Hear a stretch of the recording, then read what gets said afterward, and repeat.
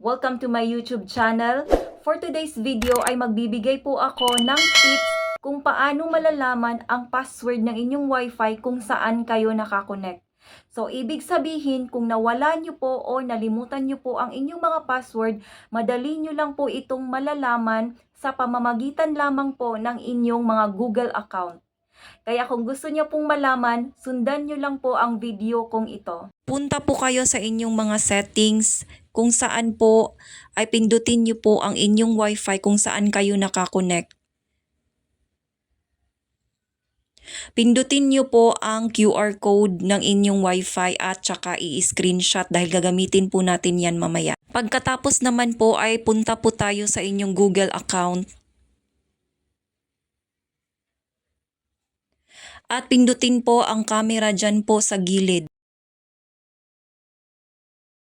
I-click po ang inyong screenshot na QR code. At ayan po ang inyong password sa inyong Wi-Fi. So yun lamang po, sana po meron po tayong natutunan sa video na ito. Maraming salamat po sa inyong panunood at magkita-kita po tayo sa next video ko.